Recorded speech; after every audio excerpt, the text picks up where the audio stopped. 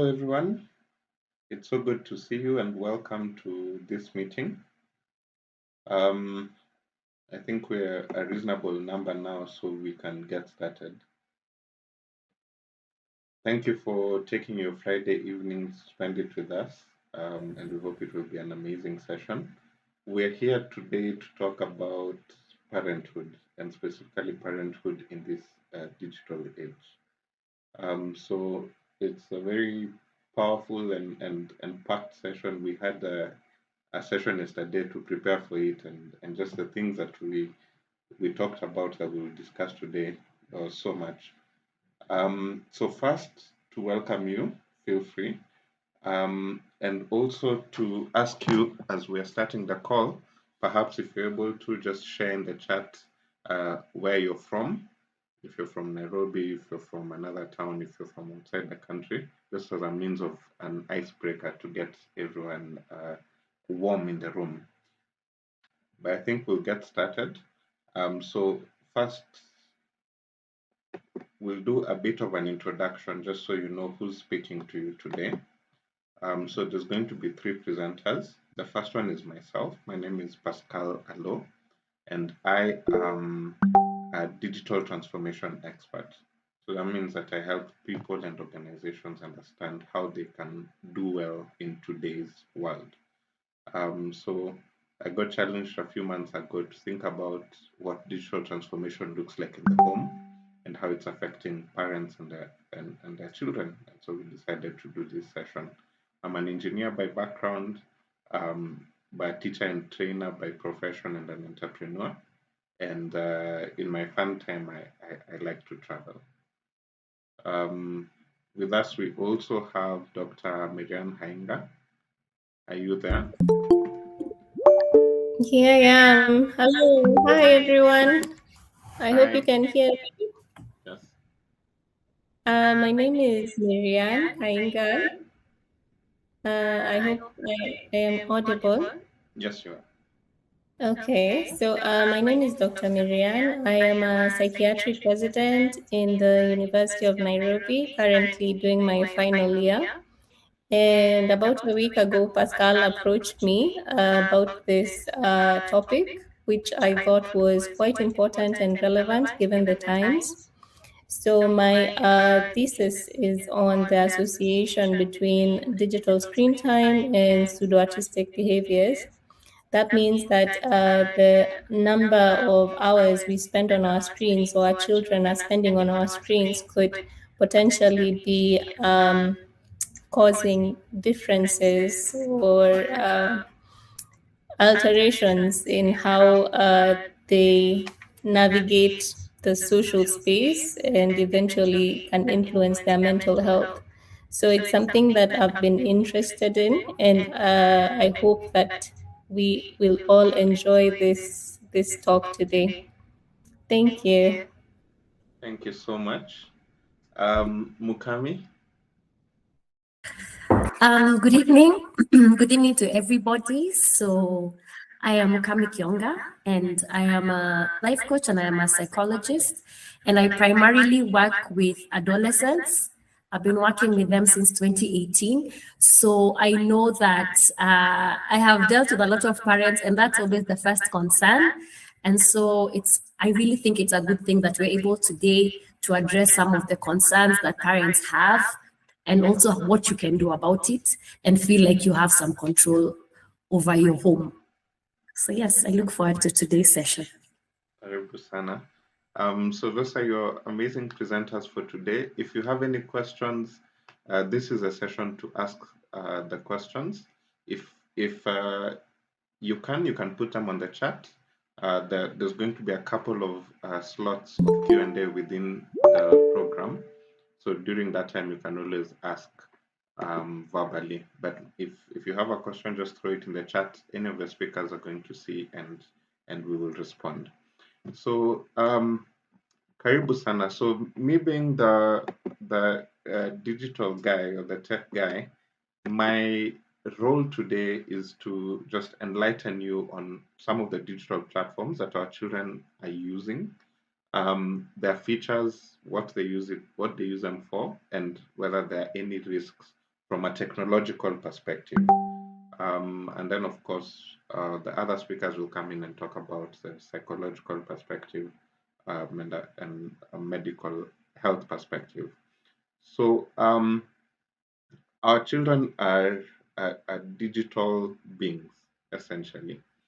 And the internet has become so common, and yet it's something that we, when we were growing up, we didn't have. And right now, there's quite a number of platforms it's very hard to keep up with that our children use.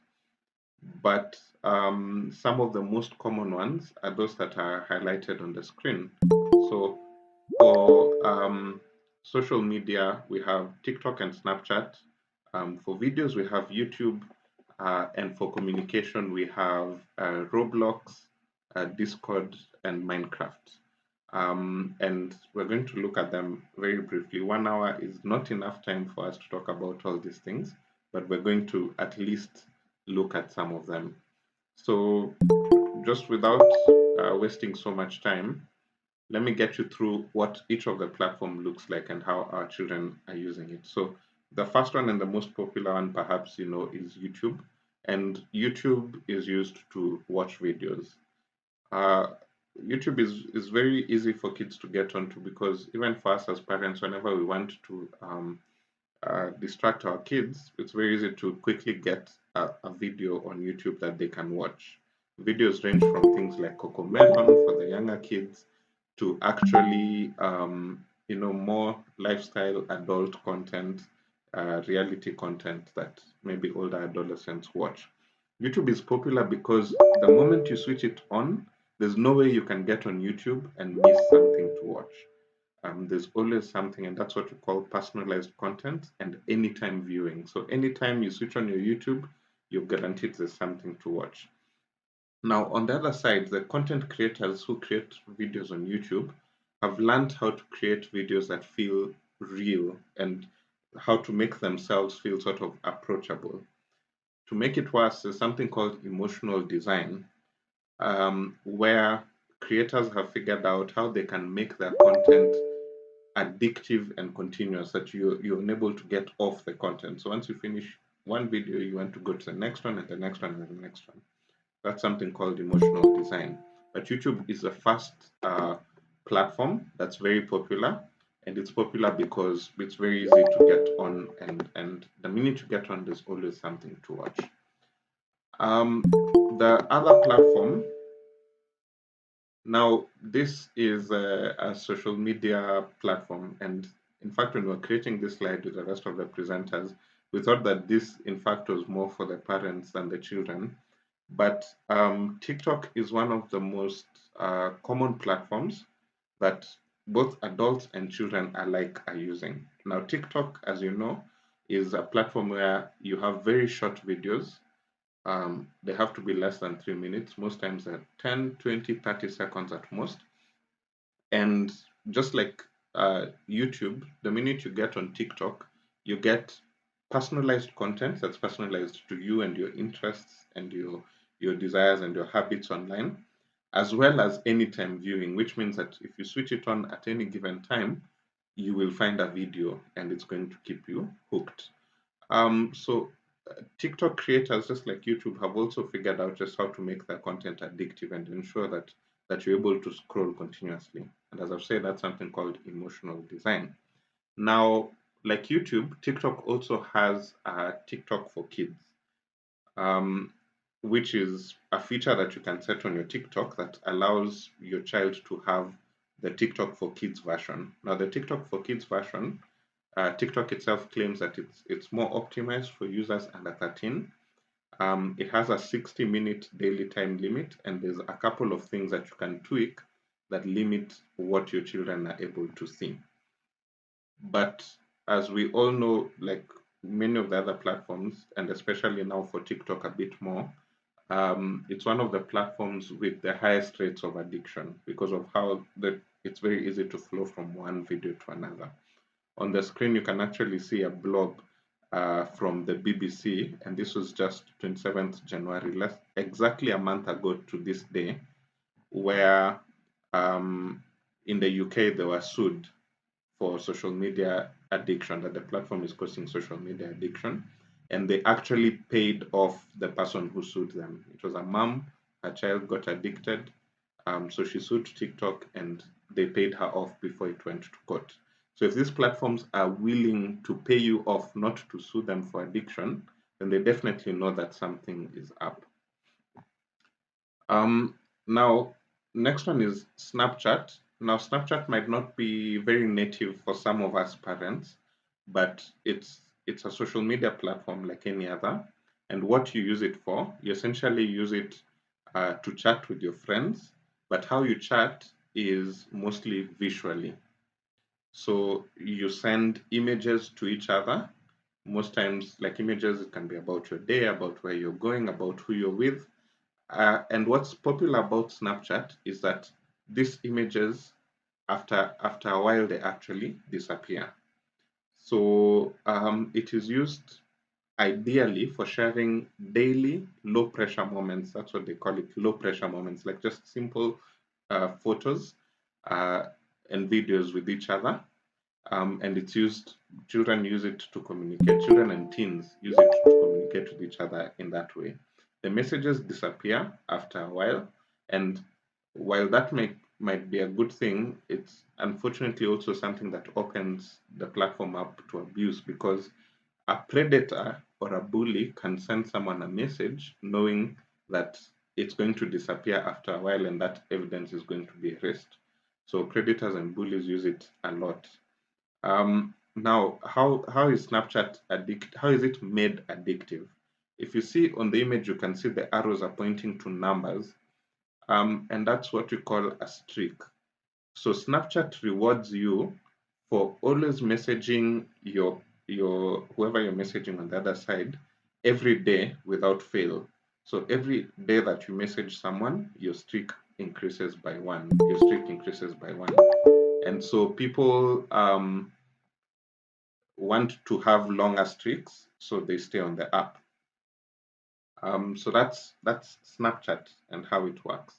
And then we have what was on the poster, Roblox. So I think for Roblox, what we're going to do, we're just going to watch a short video that will show you exactly how Roblox works.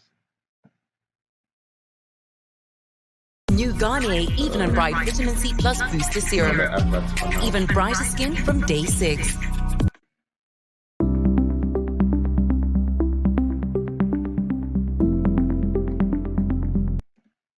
Okay, here we go.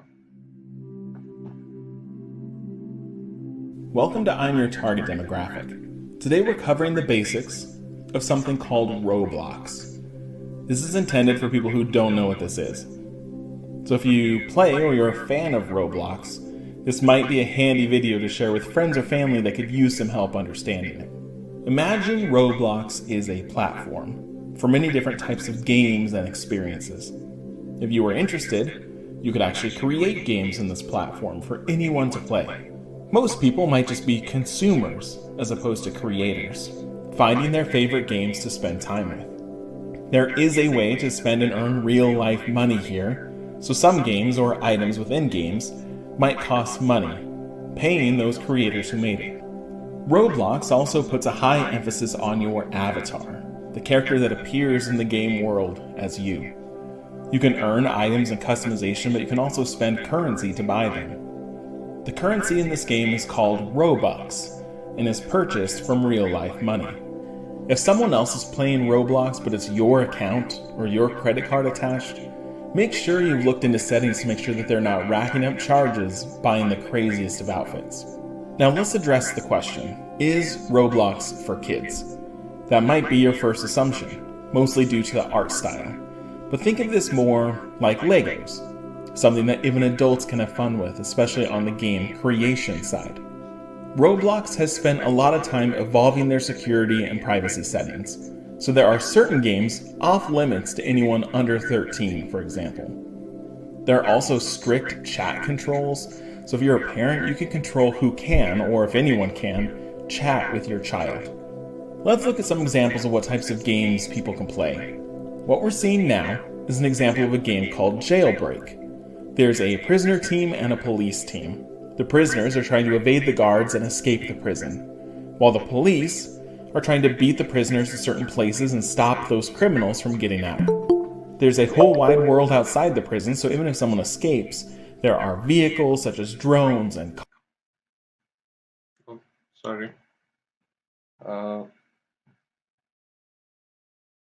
cars, and you're ultimately still trying to evade the police. Another popular game right now is called Adopt Me. You can have pets that you're responsible for and have to feed, which you hatch from eggs that you have to purchase. You can also trade, so you might find that you want to trade someone for better items to eventually get better eggs or even better pets. You're doing these trades with other real people, so it teaches you negotiation skills and even courtesy skills, how to foster good relationships with other people. Now, as I was researching Roblox, there was an incredible amount of information out there about scams, so I'd be negligent if I didn't talk about the concerns. In Adopt Me, for example, you trade a lot, and you might even trade items that you paid for with real-life money.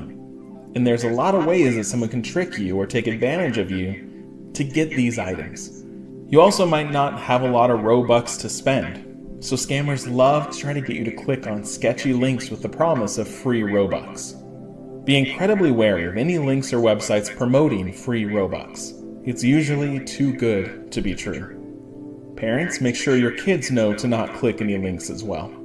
Now, why are we talking about Roblox now, when it came out in 2006? When the COVID-19 virus struck the world, Roblox became an incredible way for kids to interact and play with each other, so it saw a massive surge in users, with over 164 million monthly active users. In the United States, it's estimated that 3 out of 4 children between 9 and 12 are playing Roblox. With that surge, it means game creators are also making much more. Some creators have made close to $500,000, enough to hire entire teams of developers to create and upkeep these games.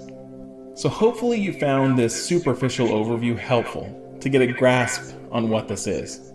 Thanks for watching.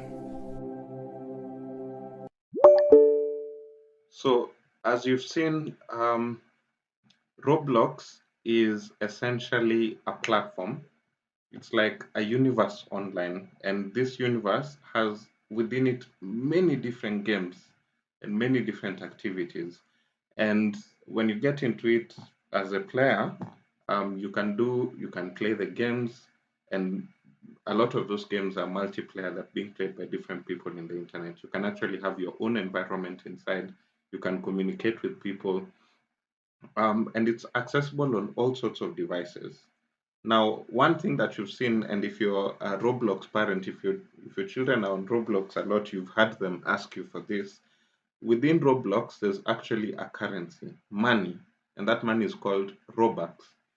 And that Robux translates into actual cash. So that's why if your children are on Roblox, you hear them asking you for your credit card. You hear them asking you for just a few dollars for them to buy some Robux, because with that Robux, then they're able to buy their skin, their appearance, and that appearance matters. So that's one of the most powerful platforms that children are using, and we're going to see why when we get to the end of my presentation. But other than Roblox, there's also Minecraft. Minecraft is the same as Roblox, just that it's limited. Roblox can do any sort of games, but Minecraft, the games around Minecraft are around like building things. So crafting different items or breaking them down within this virtual world. Um, Again, like Roblox, the game itself has no particular set goals. So a player can just, or a child can just get onto Minecraft and just wander.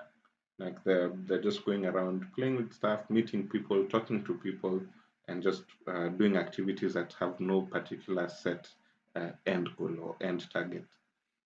And then, so those are games that we've seen, but I don't think they deserve to be called games, because within the platforms, within the gaming platform, there's also so much in terms of communication with friends and that, but let's call them games for now.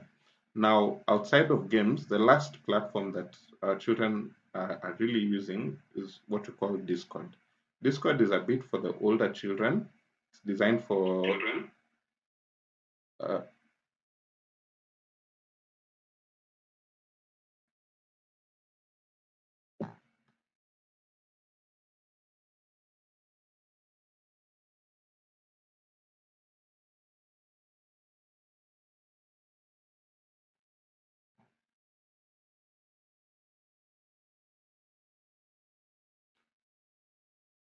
so sorry for that. So Discord is mostly for the older children, about 13 years and older, and it is a platform like a social media website, but it's optimized for chats.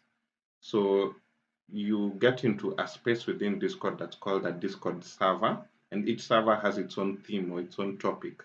And in there, you're able to talk via text, via voice, via video with strangers or with people you know about that topic. So that was a very brief summary of these platforms. Now, before I hand over to the next presenter, I want to talk about two things. First, I want to talk about parental intervention, and then I also want to talk about positive use of digital tools.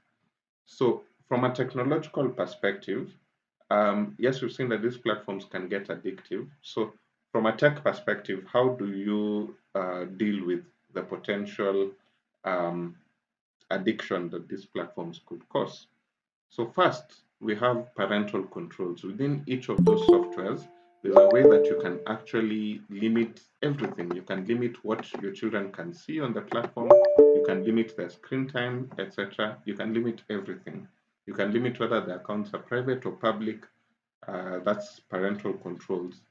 Um, and then also, it's wise that, and this is especially with things like Roblox, that you be very careful not to download any malware. So all those additions that our children like to click and press and download, um, they're downloading extra files or they're buying something on the platform. It's important to avoid all those because that's where people with ill intention are able to send malicious files into your devices. The third one is make sure to protect personal information. Now, personal information is any information that can identify you or that can be used for your harm, whether financial harm or any kind of harm. So this is your account information, your passwords, any identifiers that have your names, your addresses, and things like those. Then, if you see what we call griefs, so griefs are people who they're on that platform and they're going out of their way to either annoy other people or to bully other people or to harass other people. So those people are griefs. So if your child is on a certain platform and you notice that there's a particular person who is going out of their way to annoy, harass, uh, other people, then there's in most platforms there's ways to report these people and get them blocked. And if you can actually block them from your account or your child's account, then as well you can do that. So that is the same for groomers and sexual exploiters. I think Dr. Marian will talk about them a bit. And then the last two things, screen time limits, very important, and we're going to talk about that. But lastly, beware of the economies within the games. So the fact that games now are asking you to pay for things, to pay for extras. So beware of that and be careful not to put in your credit cards if you're not sure, or debit cards if you're not sure where you're placing them. But also know that there's money moving around and know that maybe your child on a certain platform like Roblox, by doing certain tasks, will have earned some money, and someone is likely to try and scam them of that money. So how do you have that conversation with them to protect their money? So beware of those economies within the games. Now, is it all negative for children to have access to digital tools? Should you just take away all access and say that your child will have their first access maybe when they finish Form 4. Um, so apparently, children, and this is according to UNICEF, children without connectivity are actually at a disadvantage, first in terms of the global rush to acquire digital competencies. So when they grow older, children who've engaged with digital technologies and who've been able to spend time online have actually been seen to develop stronger digital skills. And those digital skills come in handy when they join the workforce. So there is a bit of an advantage to having access to digital tools from a young age, but then there's also a right way to do that, and we'll talk about it soon. But then, in terms of positive use of digital tools, these tools are being used for education. We have, like in the third picture, you can see this called school hubs. And essentially, schools are forming communities for their students within these platforms. And those communities allow students to access further resources, to discuss when they're at home, to connect to their classmates and socialize. So there are actually positive ways that children can be influenced by digital tools. So obviously there's a lot to discuss, but I think I'll stop there. I will invite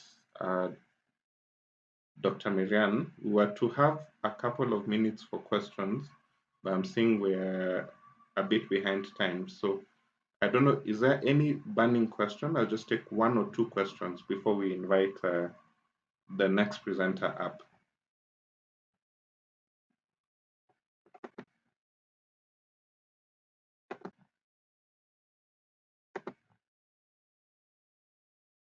Is there any question on the tech itself, the platforms, how they work?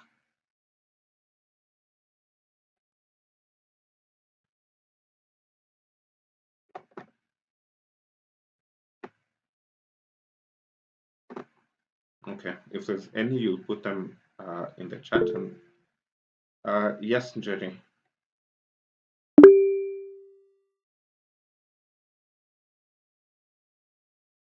Hi, thanks for this.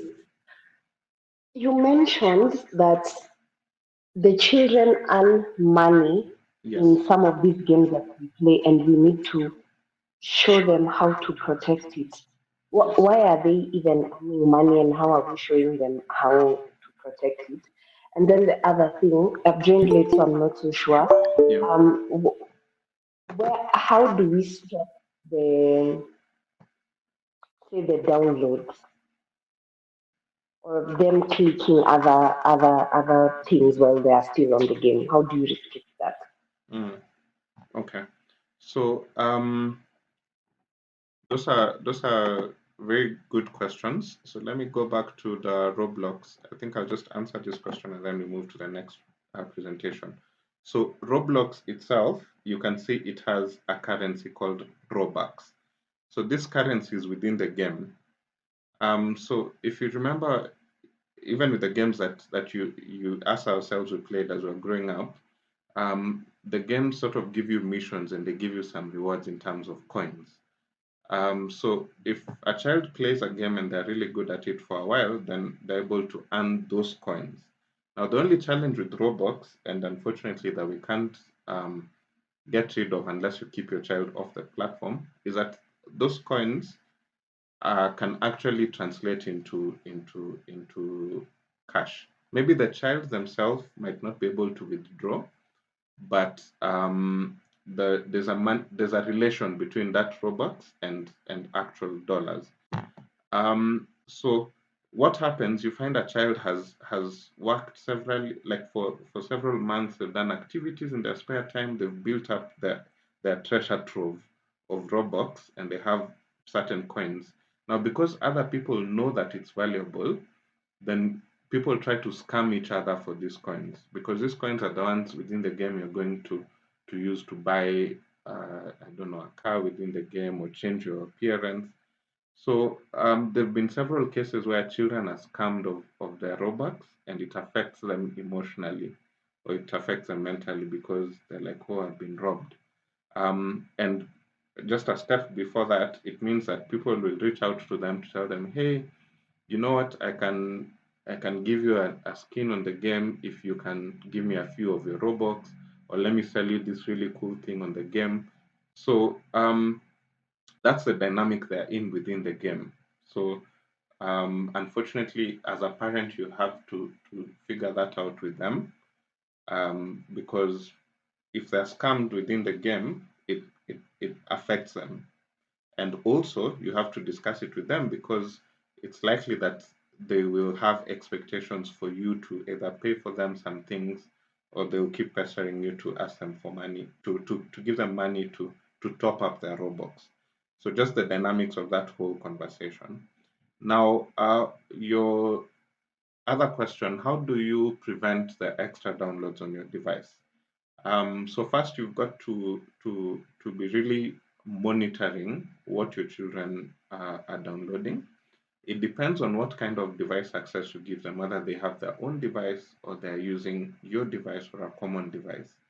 But on whatever device you're using, there are actually parental controls that you can put within the device uh, that prevent them from downloading, let's say, applications outside of, let's say, the Play Store or the App Store. Or you can actually put a settings where you need a password for you to download anything. So these are all things that we show, but in this webinar, we'll just mention them a bit. But actually, this webinar is a preparation for a longer training that we'll have in April. And at that time, we'll be able to show specifically how you can set passwords to prevent your children to download unauthorized things and set them up. And thankfully, the big companies like the Googles and the Apples are getting behind this. So they're preventing you from downloading unscrupulous apps. So you can also use that to your advantage. So I hope I've answered a bit of your question. If you have a follow-up, you can also share it on the chat.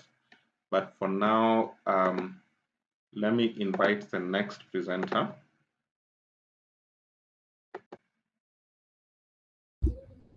Thank you, Pastor. Thank you so much. Thank you. Thanks for that very insightful presentation. I enjoyed it.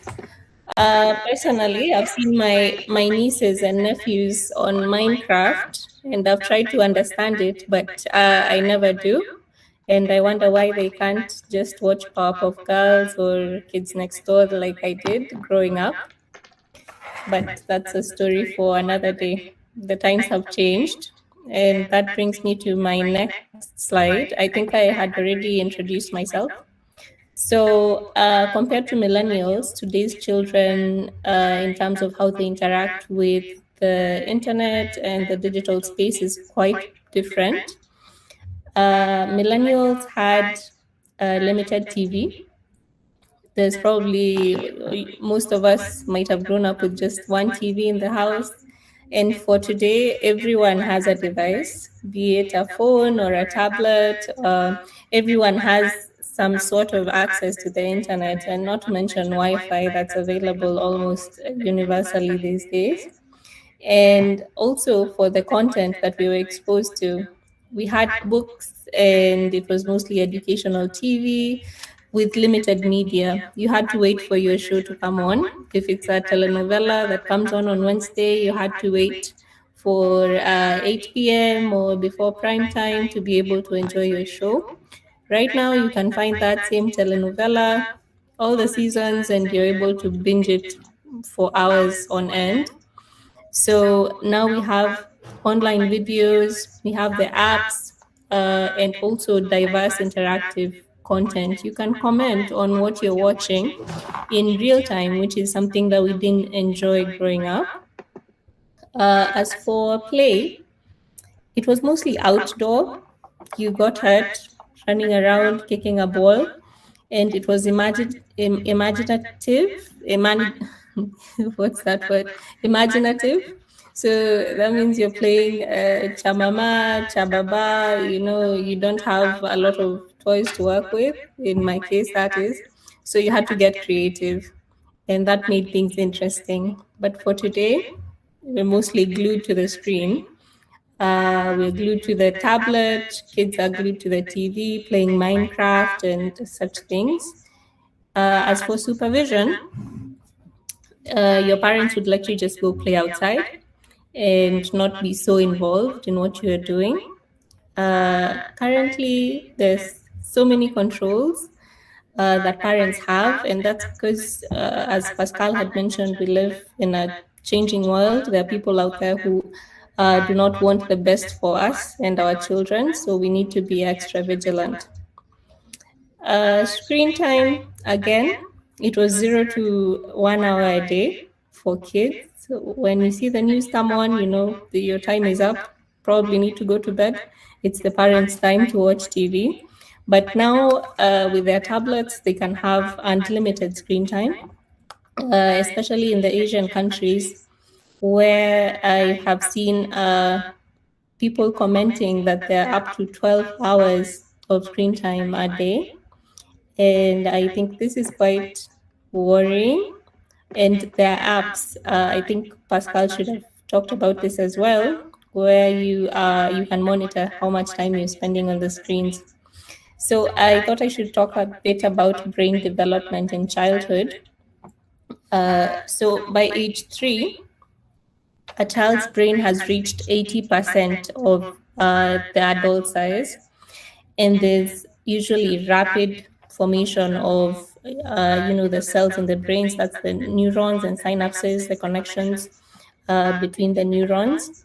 So this is a critical period. Of course, brain development begins even in utero from gestation 3 to 4 weeks, where the neural tube is formed, which then becomes the brain and the spinal cord. So the early years are really important, they're critical. Yes, so I will not bore you with the rest of the details, but there's quite some development that goes on later on, from 0 to 5 years, again from 6 to 12 years in middle childhood. So we're refining those connections that we'd formed earlier. And in adolescence, we have higher order processing. So at that point is when social media becomes more ingrained as adolescents, and we have multitasking, and this influences emotional regulation and also reward pathways, as well as our social skill development at that point. Next slide, please. So why should we be concerned about this? Why should we care about our children's brains and what they're consuming online? This early development will affect school performance, it affects behavior, and also their mental health in the long term. And if we have responsive care, play, and interaction, we'll build healthy brains for our children, which means healthy brains in adulthood. And limiting excessive screen time will mean that they have more real world social experiences, which will again contribute to their mental health and create a holistic picture later on in terms of their lives. So early enrichment will set the foundation for, as I mentioned, resilience and even lifelong learning. Let's go to the next slide, please. So with moderation, we can have some positive effects of screen time. There are some educational apps out there that are quite helpful, and this enhances cognitive skills as well as interactive learning, and that's been made even easier with AI that helps problem solving and even improvements in memory. I'd like to talk more about that in another talk, probably. I hope Pascal invites me for the next one as well. Digital creativity tools, enhancing imagination, creativity, and design skills in those ages that we've been talking about. So on top of having benefits, we cannot ignore the risks. So by increasing screen time in these critical periods, we will be contributing to attention difficulties, that is reduced focus. These days, what we have is YouTube Shorts. We have, which are about 10-second videos. We have Instagram Reels, which are about the same period. So you can end up scrolling. I think there was a word that Pascal gave that, which was emotional design. So you end up scrolling for hours and hours, and yeah, next thing you know, your day is gone. And then for the younger age group, we get delayed language and social skill development, especially in the younger ages, that's 5 to adolescence. Sleep disruption, for those of us who go to bed with our screens on, the blue light negatively affects melatonin production, which is a hormone that is needed for adequate sleep. And I think there's a slide on that later on. We also have reduced physical activity. You are probably on the couch, not working out when you're on Instagram or playing Minecraft. So this can contribute to obesity, which again has other implications to health, like diabetes, we're talking hypertension, and yeah, childhood obesity is on the rise. There's also addiction. These apps are designed to get you hooked so that all your time is spent there. And if you're not careful, we might end up quite addicted to these applications. Antisocial behavior in adolescence, which is self explanatory. Let's move on to the next slide. I hope I am keeping time. So the WHO developed some guidelines for screen time use in children, and will begin for 0 to 1 year olds. So for if your child is between the ages of 0 and 1, there should be absolutely zero screen time, other than video calls when they're chatting with grandma or their auntie for 5 minutes. They should not have any screen time. And this is supposed to encourage interactive play and bonding. They're supposed to interact with the environment, find other ways to keep them entertained other than screens. And what we find happening these days is kids can't even eat, even for to get a 1 year old to to be interested in their food. The Jim Jam or Coco Melon needs to be on, and there's a rise in that, and it's quite worrying. So I think more parents should be made aware that this is not right for the developing brain. From age 2 to 4, you can start allowing a little bit more of screen time, but still less than 1 hour a day. And that should be educational content or high quality content where they're actually learning something. And the caregiver should also be involved when they're consuming this content. For ages 5 and above, we're still limiting the recreational screen time. Recreational meaning it's not necessarily educational. So, but this should not replace sleep. Should still go to sleep on time, should still have enough physical activity, still go out and kick a ball and interact with friends. So we should be encouraging breaks from social media, tablets, screen time, and encouraging active play and healthy routines. So I know most of us have children that are above 5, and the American Psychiatrist Association has suggested between 1 and 2 hours a day of quality recreational screen time for young children. And emphasis is on breaks, co-viewing. That means you don't just abandon them to watch whatever they want. You should be there and interact with them, help them make sense of what they're watching. And this is for learning, and it also enhances creativity. The next slide, please. Okay, so this is something that I am passionate about, and I thought I should bring it up. It's a phenomenon called pseudo autism or virtual autism. So these are autism like behaviors. I trust that most of us are familiar with the term autism or have heard about it. If you have a question, please post it on the chat. And this uh, it's like autistic like behaviors, and they have been increasingly linked. There are several studies that have been done that are showing that um, excessive screen time can lead to behaviors that mimic autism, and this could manifest as either social withdrawal. They'll have limited eye contact, delayed language and speech. So you find that if a child by the age of 1 year has not been able to speak, or not necessarily speak, but just say mama, dada. So they have delayed language and also repetitive play patterns, which are characteristic for for children who have been exposed to excessive screen time.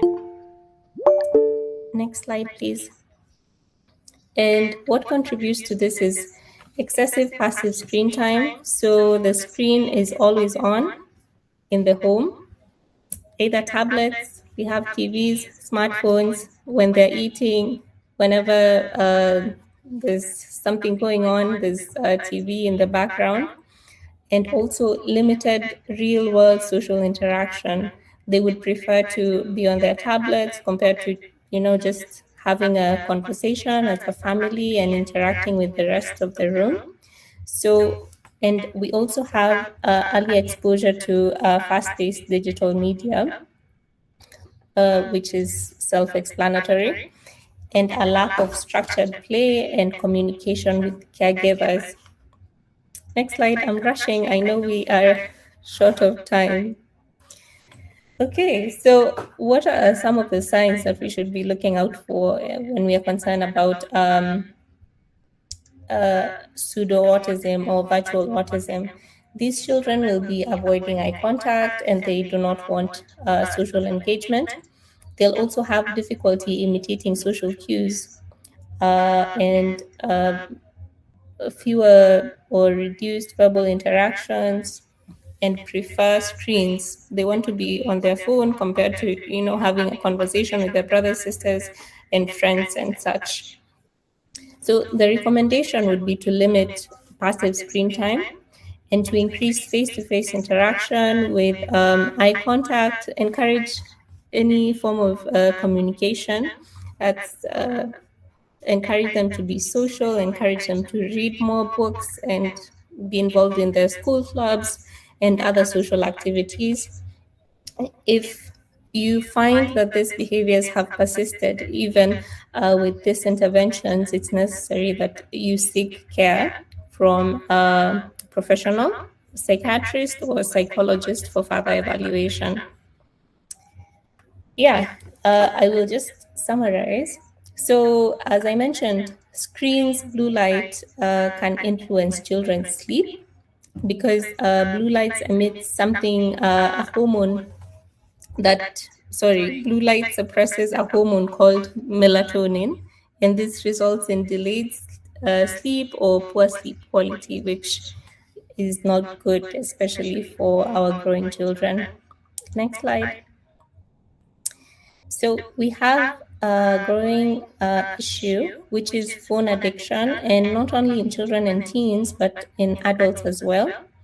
And some of the issues would be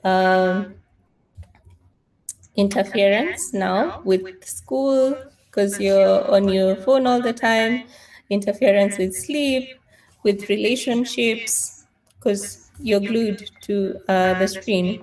And some warning signs would be irritability or anger whenever someone takes away your phone. Yeah, your day is ruined. Sneaking or hiding phone use, that's in teens and younger adults. Loss of interest in offline activities. They no longer, it's not enough to just have a conversation with someone. They need that adrenaline or that dopamine hit that they get from, interacting on their phone or being on Instagram, and declining academic performance. So these are kids who will not be focusing on whatever the teacher is saying in school, and they will just be wanting to rush home and check their Instagram or do their Minecraft. It will also lead to sleep problems. So they sneak their phone into their rooms. Hopefully, the parent doesn't notice, so they're on their phone until 3 a.m., and the getting up for school becomes a problem. So, why does this happen? Because of how these apps are designed, they hook us in. They are meant to, create some appeal, a lot of appeal, so that you spend as much time there as possible. So, and these are reward pathways or dopamine pathways. And the games, as Pascal said in his talk earlier, they're designed to keep users engaged. And at that age, being a teenager or adolescent, there's FOMO. Your friends are on WhatsApp and they're doing things on Instagram, posting. You don't want to miss out on whatever is happening and, become irrelevant in the social scene. There's also peer pressure and online identity validation. Next slide. Next slide, please. Yes. So this is again a slide on phone addiction. So I think I will be sharing these slides because I see it's only 3 minutes to time. I'll share the slides so that anyone interested can go through them. Can move to the next slide, please. So these platforms are the ones that Pascal talked about, and specifically for children, the risks that we have are emotional trauma. There's also anxiety and depression in the long term. Long-term mental health problems can also result from phone addiction and lack of sleep, among the other issues that are caused by excessive phone use. Physical abuse if offline meetings can occur. Well, usually the online world comes into real life more often than not. We may decide that this person is just on Instagram, this person is chatting with my daughter on Instagram, and I won't make much of it because it's online. But the two worlds often collide, and we find that whatever is happening online is quite easy for it to get personal. So if that happens, we've heard of some of these cases. It can lead to some dire consequences, which is why parents need to be vigilant. And Pascal has talked about how we can control that in the prior discussion. For prevention and safeguarding, we need to make sure we communicate openly with our kids, let them know the dangers and the advantages. Tell them, okay, now you can't have your phone 2 hours before bed because it's going to affect your sleep, and now this is going to lead to poor performance, it's going to affect your mood. So let them know why you're doing what you're doing. Don't just take away their phone and assume that everything is going to be okay. We also need to monitor the online activity appropriately, looking through the history, taking advantage of parental controls as well. And we need to teach our children about privacy and safe sharing. Not every photo needs to be shared on the internet. Not every experience needs to go online. And this is something that our children need to know. And it starts with us as parents, not being pressured to post every experience, because that then means that our children are going to mimic whatever we're doing. If you're posting every picture online, then they will follow suit and also expect that, things that it's okay, it's acceptable. So we need to really think about what we are posting online.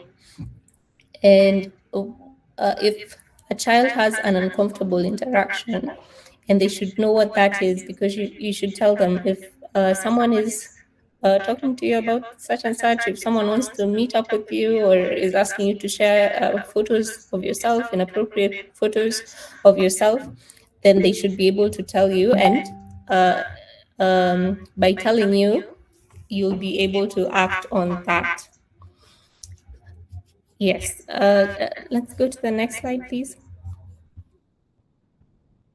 So there are a number of lessons for modern parents, including combining digital learning with physical and social activities.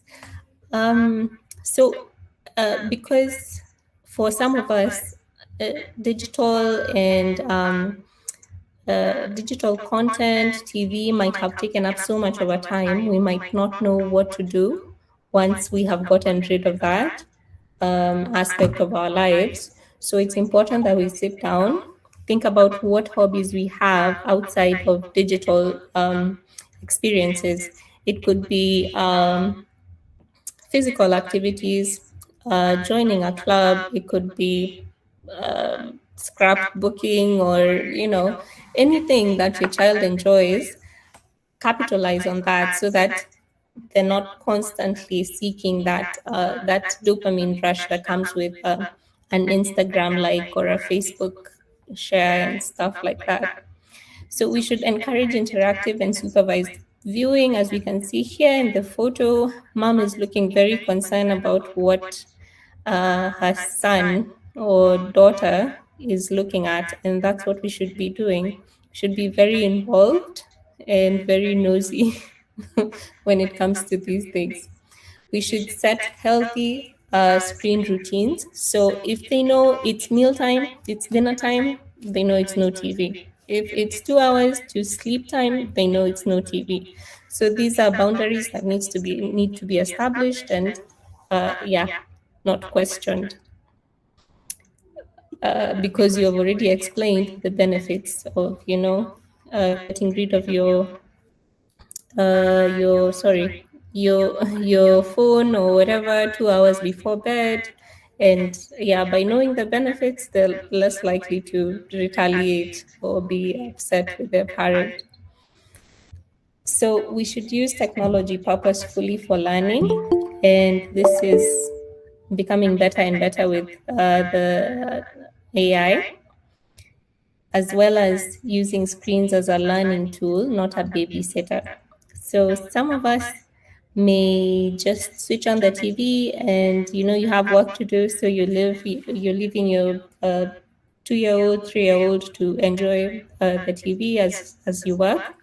And there's nothing wrong with that, but to some extent, we should limit how much content that they're consuming. And even as they do consume, we should be consuming it for them so that we have an opportunity to explain and help them make sense of whatever it is that's going on online. Next slide. So I think I've already talked about a lot of this. So we should define daily screen limits, and there are guidelines for this that you can find online as well, and specify screen-free zones, such as meals and bedtimes. And we should be consistent as well. So not just on specific days. Mom allows us to watch TV when we're eating, not just on specific days that we're allowed to, have our phones in bed. We should be consistent and, lay down the law as it should be. So offering alternatives like outdoor play, creative activities, reading, board games, anything that interests your child, your child's hobbies, try and nurture them. And and show them that there's more to things than just being on a screen and on Instagram. For most of this, I think I have discussed, other than modeling healthy behavior in the previous slide. So we should be our children's role models. I can't be on my phone 24/7 and I'm telling my child that it's bad for them. So you should also find a way to alter your hobbies if you haven't already, so that they reflect what you want your child to model. And that'll be, that's likely to garner more successful results when it comes to setting the healthiest possible screen time rules and guidelines for our kids. Yes, and for gradual adjustments. So if we have been giving our children screen time, that is allowing them as much of screens and TV as possible, we don't just take it away in a single day. Try and do it slowly, reduce it gradually. So, and while reducing, try and explain this is why you will not have your phone 1 or 2 hours before you go to bed. This is why we will not have our phones anymore when we're having our meals. And if there's an app that you don't agree with as a parent, or you feel that is not safe, you should be able to communicate that effectively to your child or teenager. And that should create a good understanding environment for both of you. Let's go to the next slide. So being firm is important. We should be able to set clear rules and be consistent with what we have decided. Also, being models, doing what we expect our children to do, and not preaching water and drinking wine. I think that marks the end of my presentation. I hope you found it useful. I think I'll open the floor to the next presenter, who is Mukami, our psychologist. Karibu sana, Doc. I'm sorry, I've taken up so much time. I hope we'll be able to finish by 9:30. Thank you so much, Dr. Marianne. Thank you, Pascal. Parents, I hope you're still there. After hearing all that information, and it's a lot, now your question is, now how am I supposed to apply this? And for me, working with adolescents, I get to hear the other side of the story of how they are so excited about connecting virtually. And I think I've seen someone in the comments saying they are thought of as the bad cop. The parents have become the bad cops. However, it's interesting because the adolescents, the children are the ones telling me the parents are addicted. So I find it very funny when the parents tell me it's the children that are addicted. So that's food for thought. So let's start. So now that you've had all this information, you want to now go and apply it. So that's why I am here. And what do you do now? What are the practical things you can start to do to be able to manage your children even before you start thinking of a professional to do it? So for example, you go and you see your child right now, they are on their screens and you're like, oh, we've learned about digital parenting, and you tell them from shouting from the room, get off your gadgets, and they will not. And if you force them to, they will throw a tantrum. And tantrums are thrown all the way from age 4 up to the teenagers. It's just that it's different. So the tantrum will be thrown. Why? And I think Dr. Marianne was explaining about the brain. The part of the brain that's able to have judgment, that's able to reason, that is the brakes. It's not yet developed completely. So right now they're working with their emotions, and now they are completely high off the game. So you can imagine if you're an addict and you're told to just stop stone cold, like stop today. It's going to be very hard. So even for the children, I think that's why Dr. Marianne was saying, even as you're going to make adjustments in your home, start slowly. Yeah, start slowly so that the brain can catch up. One effective tool that you can do is to sit with them for the 5 minutes before they finish. Especially if you have younger kids, go there and ask them to show me what you're doing, show me what you have built, show me how to play. And once they see an interest, they start coming out of that virtual world into the real world, because now they are connecting with you, and it's a good way for them to wind down. Next slide.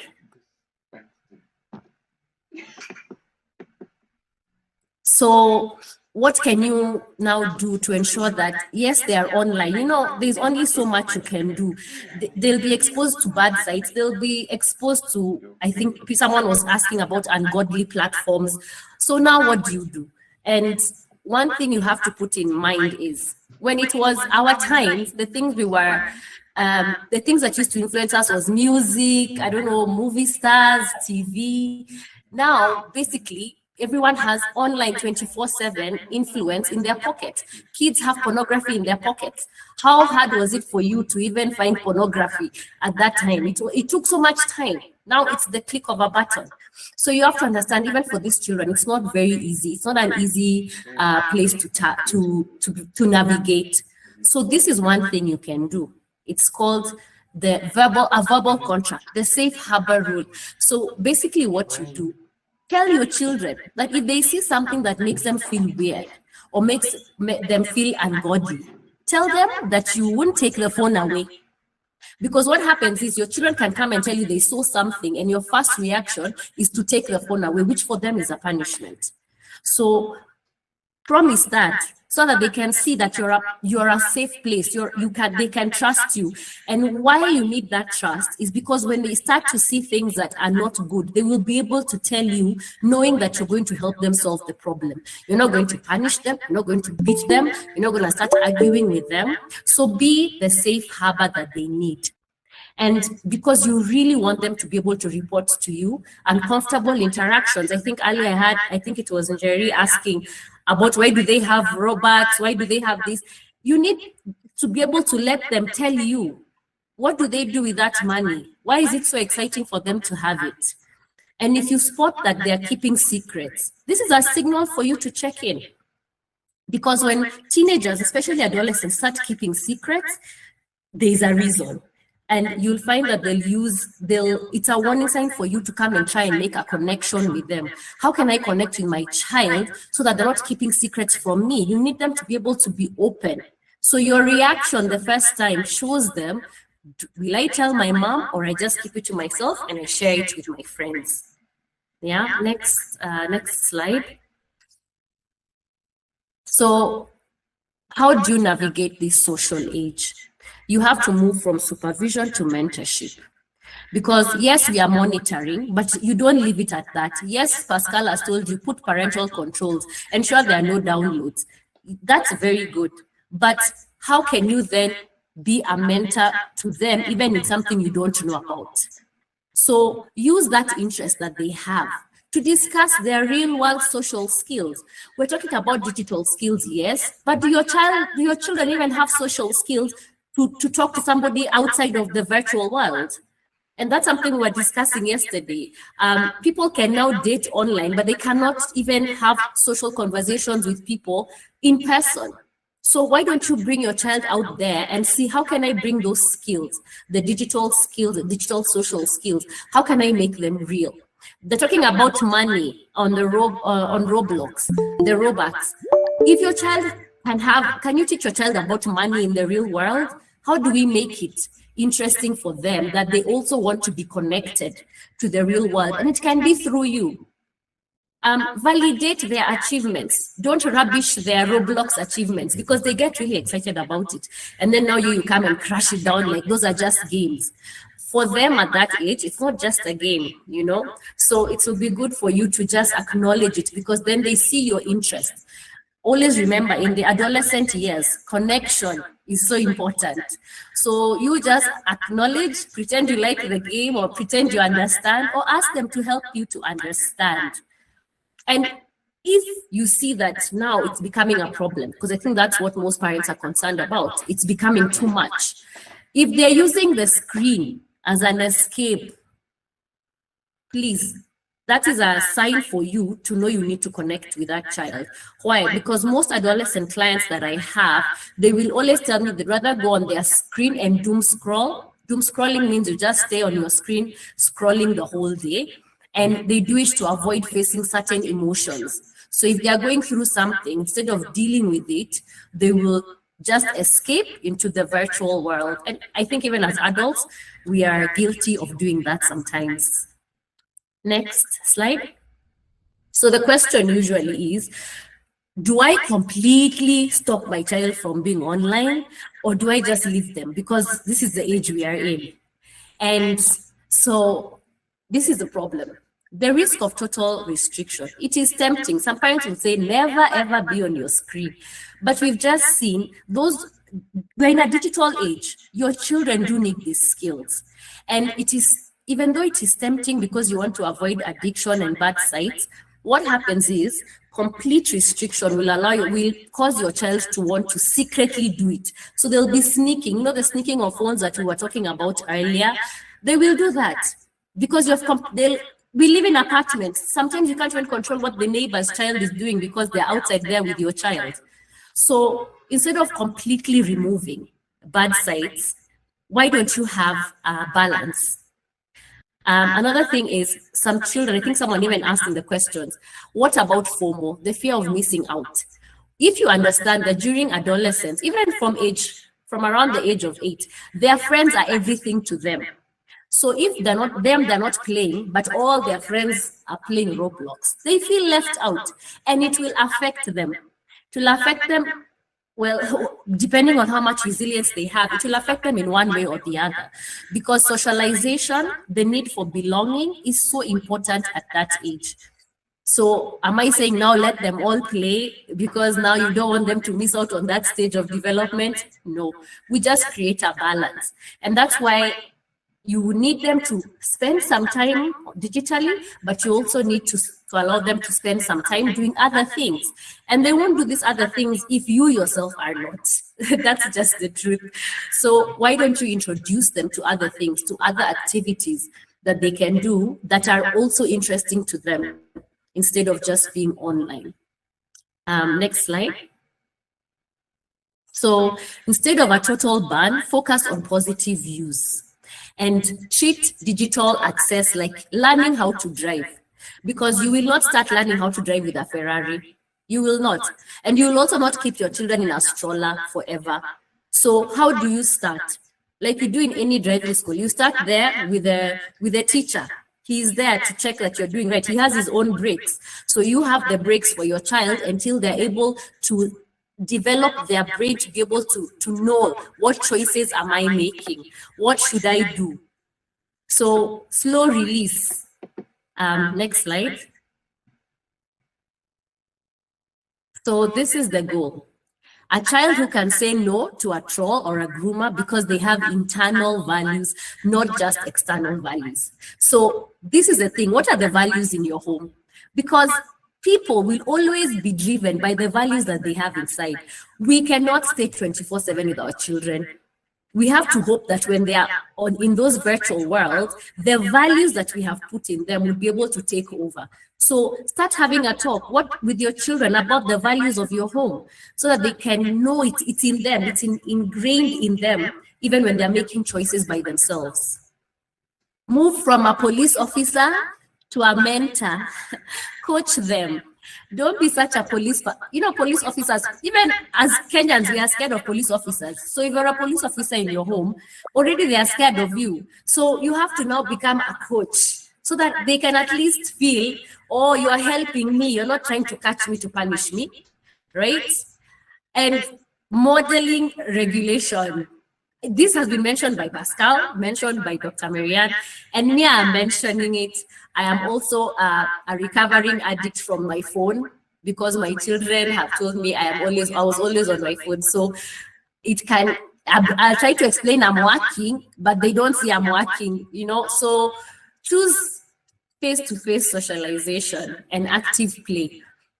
so that even your children can see that, oh, you mean these people also do other things. They don't just, they can sit with us and have dinner and not be on their phones. So it means we can do the same. Sometimes to control how phones are used in your home, it has to become a family thing. It can't be only the children. It has to become all of you are controlling your phones, you're controlling your screen time, your gadgets, all of you. My next slide. So in conclusion, your relationship with your child is the most powerful parental control you have. It is very easy to say, let the professionals talk about it. But let me tell you, when they come to me, they're talking about their parents. No, my mom won't let me do this. My mom does this way. So it means you have so much influence. You may not think so, but when your children are not with you, they actually do look up to you. They actually protect what's happening in the home. And so you have to realize that you're the parental control. And that's why preserve the connection that you have with your children, because it will help you to maneuver through all these things that are coming at us in this digital age. So I hope that that has helped you to be able to feel, even until the next training, that there's something you can do right now. So thank you so much, and I will hand it back to Pascal. Wow. Thank you so much, Mukami and Dr. Miriam, for that wonderful session. I won't even take down this slide because it's a powerful summary of everything we've talked about. So we're going to do just a few minutes of questions before we wrap up the call.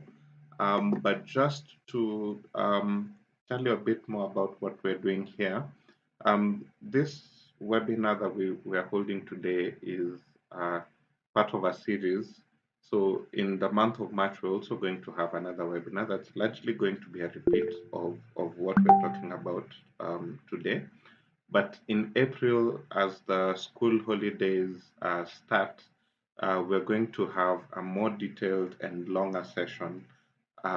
We initially thought about it being for parents, but we're starting to receive feedback that also a different session for children can help.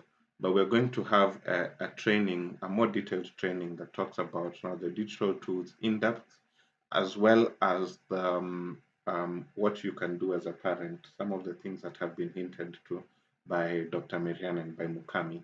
So as you ask your questions, we're going to share with you a form in the chat, a feedback form that you can fill, and we're also going to send it to you via email after the call. So for now, if there's any questions, feel free to ask. We'll take questions for the next 5 minutes, and then we wrap up and close by 9:30. Is there anyone who has a question who can unmute and ask their question as I get onto the chat?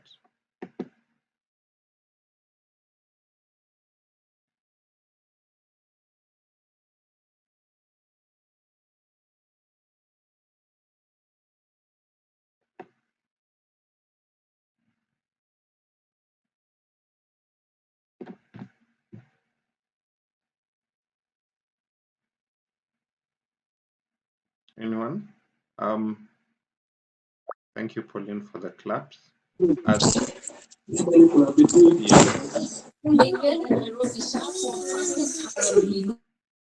Pauline, you wanted to ask something? Oh, mine is just to appreciate you people for organizing that talk.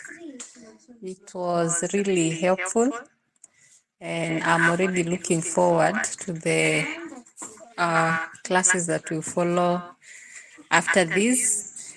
At the moment, I don't have a question. I'm just thinking of where to start in applying all the things I've learned. Yeah, because even as I'm looking around me, being a midterm holiday, people are just here with their gadgets. So I'm just trying to process what I've learned, and thanks for the tips on how to start implementing the advice that we've been given. So I really appreciate. Thank you. Thank you so much, Pauline, for the kind words. Um, if there's anyone else with a question, feel free to just unmute as I go through the chat. So Brian, you've asked, can you comment on how to manage the fear of missing out, especially in teenagers, when you start controlling or restricting their use of these destructive apps? I believe you've gotten a few pieces of answers from the various sessions. That FOMO is actually a serious thing with the children, and the fact that their peers are on these platforms, the schools that sometimes are using these platforms, um, it's something that can lead to adverse effects to the child because all of their peers are on the platform. If you have any follow-ups, you can share them on the chat. Anne Wambo, you said you missed the earlier presentation about Roblox. They are recording. We are recording the session for internal purposes. We may be able to share the recording depending on whether we're able to retrieve it. So I can't guarantee that there's going to be a recording shared to you guys, but I will try my best to have it prepared and shared to you. But if we're unable to, next month, 1 month from now, we're going to have again the same webinar, and we're going to talk about these details again. This is the first webinar we've done in the series. So in that one, we're going to even have a more refined presentation, and we'll have prepared better. So we'll deliver a lot of value. So the Roblox training comes at the beginning of the webinar. So if you come early, you'll be able to catch it. Pauline, you've talked about organizing a class for teens on the benefits and risks of screens and social media. As Marianne has responded to you, we've noted that, and that's something that we will definitely try to plan. So what can I say? Thank you so much for giving an hour and a half of your evening to learning how we can be better parents in this digital age. It's something very important for us to upskill ourselves on, because our children are our future, and if we don't lead them right as they're growing up, then once they have to do it on their own, then they're not at a good place. And so thank you very much, and thank you to the team that has put this together, Dr. Marianne and Mukami. Thank you so much, and I know we'll be able to do the next webinar together. So if you're ready, for the participants, keep your eyes open. That's what I'm trying to say. Keep your eyes open. Anne Wamboy, you're asking how do we get to know about this? So you can follow me on TikTok. I know we're talking about TikTok with skepticism, but you can follow me on TikTok. My account is called AI Guides by Pascal. So that is where we are sort of marketing AI training as well as digital transformation training. So please follow me on TikTok if you want to stay updated. I post there a lot. And we regularly do content on different platforms. I will do a follow-up email to all of the guests, and that follow-up email will have the rest of the channels where you can follow us, LinkedIn, Instagram, but we're